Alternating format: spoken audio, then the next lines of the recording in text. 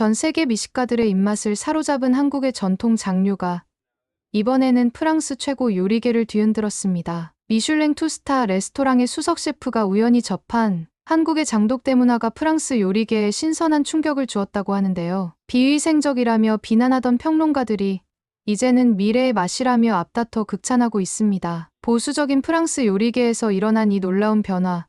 그 중심에는 한국의 전통 장류가 있었습니다. 파리의 한 미슐랭 셰프를 통해 전해들은 그 특별한 이야기.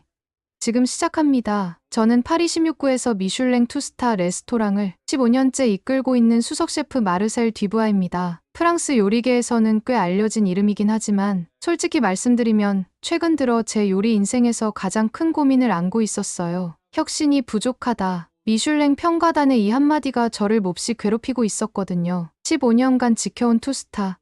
하지만 더 높은 곳으로 가지 못하는 이유가 늘 그것이었답니다. 젊은 셰프들의 실험적인 요리에 비해 제 요리는 너무 고전적이라는 평가였죠. 사실 저는 프랑스 요리의 정통성을 고집하는 셰프였습니다. 프랑스 요리의 기본이라고 할 수 있는 소스 하나도 전통 방식 그대로 만들었고 식재료도 프랑스 현지것만 고집했어요. 그게 제가 생각하는 최고의 요리법이었거든요. 하지만 세상은 빠르게 변하고 있었습니다. 젊은 셰프들은 아시아의 향신료를 활용하거나 남미의 조리법을 도입하는 등 다양한 시도를 하고 있었어요. 그들의 레스토랑은 연일 미디어의 주목을 받았고 예약은 몇 달 전부터 마감되곤 했답니다. 그러던 어느 날 레스토랑 오너인 클레어가 제안을 했어요. 스페인 마드리드에서 열리는 마드리드 퓨전 박람회에 가보는 게 어떻겠냐고요. 전 세계의 혁신적인 요리가 한자리에 모이는 축제라고 했죠. 솔직히 처음에는 마음이 내키지 않았어요. 제가 추구하는 전통 프랑스 요리와는 거리가 멀어 보였거든요. 하지만 레스토랑의 미래를 위해서는 변화가 필요하다는 것을 부정할 수 없었답니다. 그렇게 저는 마드리드로 향했고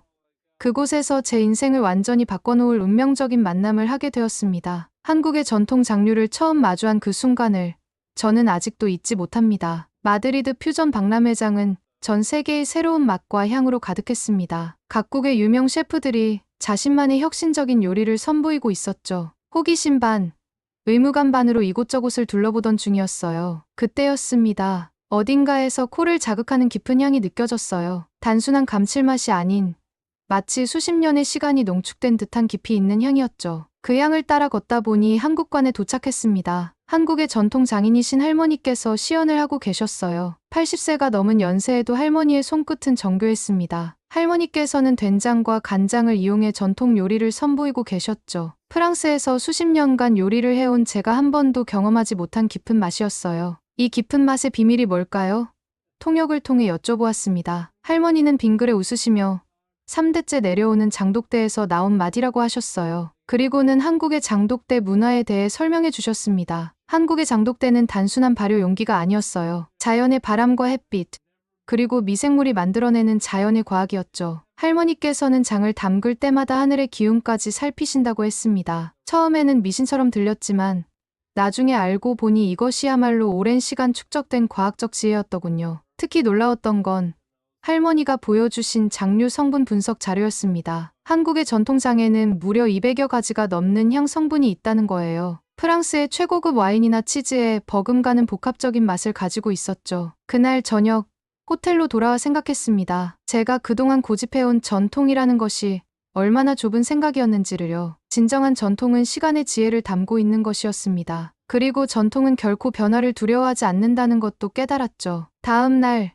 저는 김순자 할머니를 다시 찾아갔어요. 할머니, 제가 한국에 가서 장 담그는 법을 배우고 싶습니다. 통역을 통해 이 말을 전했을 때 할머니는 따뜻하게 웃으시며 고개를 끄덕이셨답니다. 그렇게 저는 프랑스 최고의 레스토랑 주방을 잠시 접어두고 전북 순창으로 가게 되었어요. 미슐랭 스타가 아닌 진짜 맛을 찾으러 가는 길이었습니다. 순창에 도착한 첫날, 솔직히 조금 실망했어요. 제가 상상했던 것보다 훨씬 소박한 풍경이었거든요. 할머니의 집 뒤뜰에는 장독대가 줄지어 있었는데 프랑스의 최신식 주방에 익숙한 제 눈에는 너무 단순해 보였습니다. 그런데 할머니께서 장독대를 하나씩 설명해 주시는데 이게 무슨 과학 강의를 듣는 것 같았어요. 장독대가 남향으로 배치된 이유부터 장독 사이사이 간격까지 모든 게 이유가 있더군요. 낮과 밤의 온도 차이가 발효를 돕고 바람이 장독 사이로 지나가며 자연스럽게 습도를 조절한다는 거였죠. 발효연구소 김 교수님이 오셔서는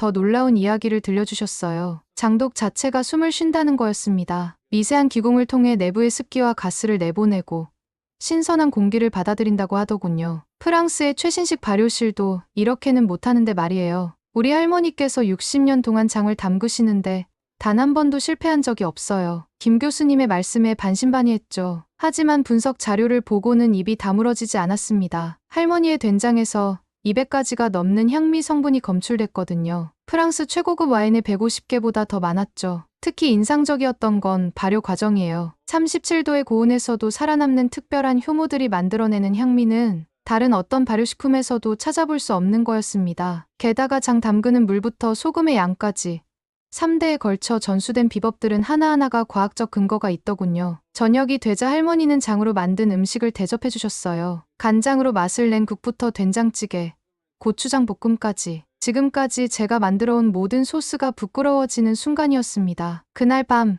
숙소로 돌아와 생각했어요. 제가 그동안 얼마나 오만했는지를요. 최신 설비를 갖춘 주방만이 최고의 맛을 만들 수 있다고 믿었던 제 자신이 부끄러웠죠. 할머니의 장독대는 수백 년의 경험과 과학이 만나 만들어낸 완벽한 시스템이었던 겁니다. 다음 날부터 저는 정말 열심히 배웠어요. 매주 만드는 법부터 장을 담그는 시기까지 프랑스 요리를 배울 때보다 더 진지하게 공부했던 것 같네요. 이제는 제 주방에도 작은 장독대가 필요할 것 같았거든요. 파리로 돌아온 저는 곧바로 실험을 시작했습니다. 프랑스 최고급 레스토랑에서 한국의 장류를 사용한다니 주방 스태프들의 반응이 심상치 않았죠. 특히 수석 부셰프 피에르는 노골적으로 불만을 표시했어요. 셰프, 미슐랭 투스타 레스토랑에서 아시아에 발효된 콩을 쓴다는 게 말이 됩니까? 하지만 저는 확신이 있었어요. 이미 여러 미슐랭 셰프들이 한국의 발효식품에 관심을 보이고 있다는 것을 알고 있었거든요. 우리도 새로운 시도를 해볼 수 있다고 생각했죠. 첫 번째 시도는 생선 요리였습니다. 프랑스 해안에서 잡힌 신선한 농어에 한국 간장으로 만든 소스를 곁들였어요. 처음엔 양 조절이 어려웠죠. 간장의 깊은 맛이 생선의 섬세한 풍미를 압도해버렸거든요. 수십 번의 시행착오 끝에 완벽한 비율을 찾아냈습니다. 이건 정말 놀랍네요. 피에르가 처음으로 긍정적인 반응을 보였어요. 깊이가 다르군요. 우리 소스와는 전혀 다른. 그의 말이 채 끝나기도 전에 주방 스태프들이 하나둘씩 맛을 보러 모여들었죠. 두 번째 도전은 더 과감했어요. 프랑스 최고급 쇠고기인 샤롤레 소고기에 한국 된장을 활용한 소스를 매칭했죠. 이번에도 수많은 실패가 있었습니다. 하지만 된장의 감칠맛이 고기의 풍미를 끌어올리는 순간을 발견했을 때 저는 눈물이 날 것 같았어요. 새로운 메뉴들은 테스트 과정을 거쳐 정식으로 선보이게 됐습니다. 프랑스의 최고급 식재료와 한국 장류의 만남이 손님들에게 어떤 반응을 얻을지 솔직히 두려움도 있었죠. 하지만 걱정은 기우였어요. 이런 맛은 처음이에요. 라는 감탄사가 테이블마다 들려왔고 예약은 몇 달 전부터 마감되기 시작했습니다. 특히 미식 평론가들의 반응이 뜨거웠어요. 프랑스 요리의 새로운 지평을 열었다는 평가를 받았죠. 프랑스 요리의 정통성을 고집하던 제가 이제는 매일 아침 장독을 열어보는 셰프가 되었다는 게 신기했어요. 한국의 장독대 앞에서 느꼈던 그 깊은 향을 이제는 제 주방에서도 맡을 수 있게 된 거죠. 하지만 곧 예상치 못한 난관이 찾아왔습니다. 파리의 유명 음식 평론가가 우리 레스토랑의 새로운 시도를 신랄하게 비판하기 시작한 거예요. 전통의 배신이라고까지 했죠. 더 큰 위기가 다가오고 있었던 겁니다. 파리의 가장 영향력 있는 음식 평론가 피에르 르블랑의 칼럼이 공개된 건 화요일 아침이었어요. 전통의 배신자들이라는 제목부터 심상치 않았죠. 프랑스 최고급 레스토랑에서 아시아의 발효식품을 쓴다며 미슐랭 투스타의 자격이 있는지 의문이라고 썼더군요. 그의 글은 SNS를 통해 순식간에 퍼져나갔습니다. 보수적인 프랑스 요리계에서는 프랑스 요리의 정체성이 위험하다며 목소리를 높였고 일부 단골 손님들은 예약을 취소하기 시작했어요. 셰프, 이대로는 별을 잃을 수도 있습니다. 수석 부셰프 피에르의 걱정 어린 목소리가 아직도 귓가에 생생합니다. 하지만 제게는 믿을 수 있는 과학적 근거가 있었어요. 김 교수님이 보내주신 자료에는 한국 전통 장류의 안전성과 우수성이 상세히 기록되어 있었거든요. 전통 발효식품의 미생물 연구 결과도 있었고 유네스코 인류무형 문화유산 등재 사실도 있었죠. 그래서 저는 르블랑을 우리 레스토랑으로 초대했어요. 그는 처음엔 거절했지만 결국 호기심을 이기지 못하고 찾아왔습니다. 주방에서 직접 설명해주기 시작했죠. 장류의 발효 과정부터 프랑스 최고급 식재료와의 조화까지. 이건 단순한 아시아 소스가 아닙니다. 200가지가 넘는 향미 성분을 가진 과학적으로 입증된 최고의 발효식품이에요. 르블랑은 처음엔 반신반의한 표정이었습니다. 하지만 한 입 맛을 보면서 그의 표정이 조금씩 변하기 시작했어요. 특히 샤롤레 소고기와 된장 소스의 조화에서는 그만 탄성을 지르고 말았죠. 이건 정말 놀랍군요. 완전히 새로운 맛이에요. 다음 날 그의 두 번째 칼럼이 공개됐습니다. 프랑스 요리의 새로운 지평이라는 제목이었어요. 전통을 고수하면서도 새로운 시도를 하는 우리 레스토랑을 극찬했죠. 하지만 이게 끝이 아니었습니다. 이번에는 중국 매체에서 장류 문화는 중국이 원조라며 우리 레스토랑을 공격하기 시작했어요. 더 큰 폭풍이 다가오고 있었던 겁니다. 레스토랑을 한창 바꾸고 있을 때였어요. 익명의 제보가 들어왔다며 보건당국에서 조사를 나왔습니다. 전통적인 발효식품의 위생 상태에 대한 민원이 접수됐다는 거였죠. 나중에 알고 보니 장류 사용을 반대하던 주방 스태프 중 한 명이 제보를 했더군요. 검사관들은 저희가 사용하는 모든 장류를 샅샅이 조사했습니다. 장을 보관하는 온도부터 습도까지, 미생물 검사는 물론이고 원산지 증명까지 요구했어요. 그동안 프랑스 식재료만 써왔던 주방에서 아시아 발효식품을 쓴다는 게 그들에겐 의심스러웠나 봅니다. 앞으로 일주일간 이 재료들은 사용할 수 없습니다. 검사 결과가 나올 때까지요. 검사관의 말에 저는 한숨을 내쉴 수밖에 없었어요. 예약은 줄줄이 취소되기 시작했고 주방 스태프들도 동요하기 시작했습니다. 15년 동안 쌓아온 레스토랑의 명성이 하루아침에 무너질 것 같았죠. 피에르는 원래 메뉴로 돌아가는 게 어떻겠냐고 조심스레 제안했어요. 게다가 한국에서 장류를 공수하는 비용도 만만치 않았습니다. 항공 운송비가 천정부지로 치솟으면서 원가도 크게 올랐죠. 춘창 할머니의 장은 그 맛이 너무나 특별해서 다른 걸로 대체할 수도 없었어요. 그러던 어느 날 김 교수님에게서 연락이 왔습니다. 한국발효연구소에서 장류의 안전성을 입증하는 연구 자료를 보내주신 거예요. 전통 발효식품의 미생물학적 안전성을 증명하는 구체적인 수치들이었죠. 저는 바로 보건당국에 이 자료들을 제출했어요. 유네스코 인류무형문화유산 등재 사실도 함께 첨부했죠. 하지만 이런 자료들은 검토하는 데만 몇 주가 걸린다고 했습니다. 관료주의의 높은 벽 앞에서 저는 좌절할 수밖에 없었어요. 시간이 갈수록 상황은 더 나빠졌습니다. 주방 스태프들은 하나둘 떠나갔고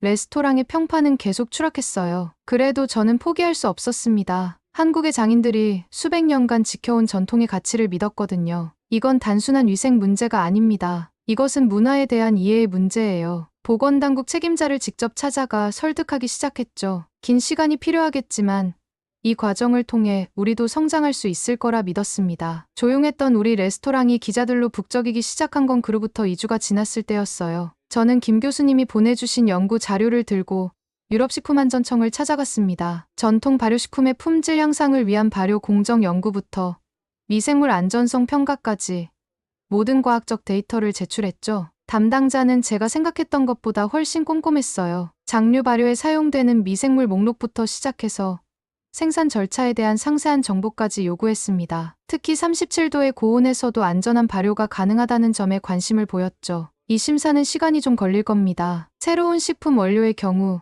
유럽식품안전청의 안전성 평가 절차가 매우 엄격하거든요. 담당자의 말에 저는 긴 한숨을 내쉬었어요. 하지만 뜻밖의 소식이 들려왔습니다. 유럽식품 및 음식문화협회에서 한국의 전통 장류에 관심을 보인 거예요. 특히 발효 과정에서 사용되는 미생물의 안전성과 그 독특한 발효 공정에 주목했죠. 마르셀 씨, 귀하의 레스토랑이 좋은 선례가 될 수 있을 것 같네요. 전통 발효식품의 현대화, 그리고 식품 안전성이라는 두 가지 과제를 모두 다루고 있으니까요. 이 말을 들은 건 검사 결과가 나오기 직전이었어요. 결과는 긍정적이었습니다. 오히려 유럽식품안전청은 한국 장류의 체계적인 발효, 제어 기술에 감탄했다고 하더군요. 보건당국의 최종 승인이 나자마자 저는 바로 주방으로 달려갔어요. 그동안 기다려준 스태프들과 함께 다시 장을 풀어보는 순간 그 깊은 향이 주방 가득 퍼져나갔습니다. 이제는 더 큰 도전이 남아있었어요. 2025년부터 적용될 유럽식품안전청의 새로운 식품 규정을 준비해야 했거든요. 하지만 이번엔 혼자가 아니었습니다. 한국의 연구진들, 그리고 이제는 유럽의 전문가들도 우리와 함께였으니까요. 파리의 여름이 끝나갈 무렵 우리 레스토랑에 작은 변화가 시작됐어요. 고객들이 자주 하던 질문이 새로운 메뉴는 없나요? 에서 한국 장을 넣은 그 요리를 먹으러 왔어요로 바뀌기 시작한 겁니다. 특히 입소문을 타고 미식가들이 찾아오기 시작했죠. 파리의 유명 평론가들도 종종 보였어요. 그들은 매우 신중하게 음식을 음미했고 주방으로 들어와 질문을 하기도 했습니다. 프랑스 요리의 정체성을 잃지 않으면서도 새로운 맛을 찾아낸 점에 특히 관심을 보였죠. 레스토랑을 운영하는 사람이라면 누구나 알죠. 미슐랭의 평가원들은 절대 자신을 드러내지 않는다는 거요. 우리는 그저 모든 손님이 평가원일 수 있다는 생각으로 최선을 다할 뿐이었습니다. 1년이 지나고 새로운 미슐랭 가이드가 발표되기 전날 저는 잠을 이루지 못했어요. 한국 장류를 사용한다는 이유로 별을 잃을 수도 있다는 두려움이 컸거든요. 결과는 기대 이상이었습니다. 우리 레스토랑은 별을 지켰을 뿐만 아니라 프랑스 요리의 새로운 가능성을 보여준 레스토랑이라는 특별 평가를 받았어요. 미슐랭의 5가지 평가 기준 중에서도 특히 창의성 부분에서 높은 점수를 받았다고 하더군요. 이 평가 이후 레스토랑은 완전히 달라졌습니다. 예약은 몇 달 전부터 마감되기 시작했고 매출은 40% 이상 늘었어요. 하지만 가장 큰 변화는 주방에서 일어났습니다. 셰프, 저도 한국에 가서 장에 대해 더 배우고 싶습니다. 피에르의 이 말은 우리 주방의 새로운 시작을 알리는 신호였어요. 이제는 매달 정기적으로 한국의 장인들과 화상 미팅을 하면서 새로운 레시피를 연구하고 있습니다. 프랑스의 식재료와 한국 장의 만남은 계속해서 새로운 가능성을 만들어내고 있어요. 전통이란 그대로 멈춰있는 게 아니라 끊임없이 발전하는 거라는 걸 이제야 깨닫게 됐네요. 프랑스 최고의 요리학교 에콜 페랑디에서 강연 요청이 왔을 때 저는 잠시 망설였어요. 한국의 장을 프랑스 요리에 접목한 경험을 나누어 달라는 거였죠. 학생들 앞에서 제가 무슨 이야기를 할 수 있을까 걱정됐지만 김 교수님의 격려에 용기를 내어 수락했습니다. 강연장에 들어서자 예상보다 훨씬 많은 학생들이 있었어요. 에콜 페랑디가 한식을 정규 교육과정에 포함시켰다는 소식은 들었지만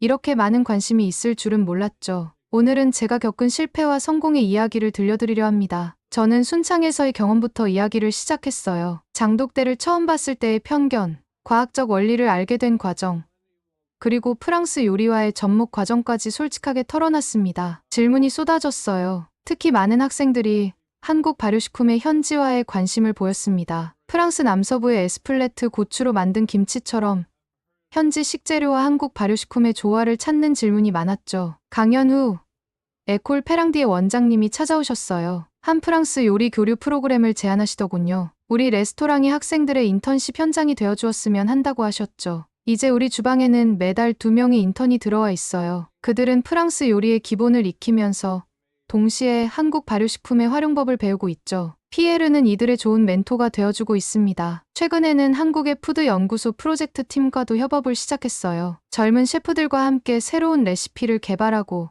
그들의 실험 정신을 응원하고 있죠. 한식의 세계화라는 게 이렇게 자연스럽게 이루어지고 있더군요. 10년 전만 해도 파리에 한식당이 몇 개 없었는데 이제는 300개가 넘는다고 해요. 유럽에서 김치 수출액이 10년 새 497%나 증가했다는 소식도 들립니다. 제가 미슐랭 셰프로서 이런 변화에 작은 역할이라도 했다는 게 자랑스럽네요. 며칠 전 순창 할머니께 편지를 썼어요. 할머니의 장이 이제는 프랑스의 젊은 셰프들에게 영감을 주고 있다고요. 할머니께서는 답장 대신 새로 담그신 장을 보내주셨답니다. 발효식품의 미래를 주제로 한국제 컨퍼런스가 파리에서 열렸습니다. 세계 발효식품 시장이 2032년까지 1332억 달러 규모로 성장할 거란 전망이 발표됐어요. 저는 그 자리에서 한국 장류로 미슐랭의 인정을 받은 과정을 나누게 됐습니다. 전통은 과거의 것이 아닙니다. 현재 진행형이죠. 컨퍼런스에서 한 이 말은 제 진심이었어요. 순창 할머니의 장독대가 파리의 미슐랭 레스토랑에서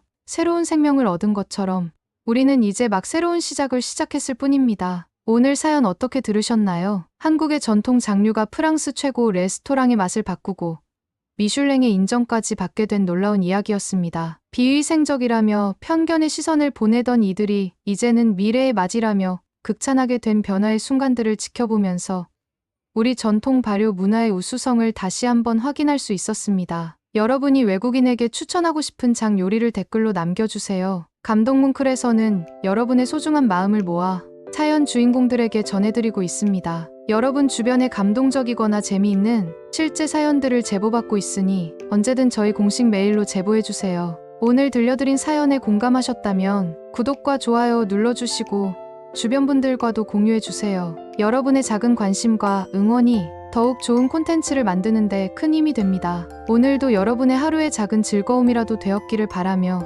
지금까지 감동뭉클이었습니다. 끝까지 시청해주셔서 감사합니다. 다음에 더 감동적인 사연으로 찾아뵙겠습니다.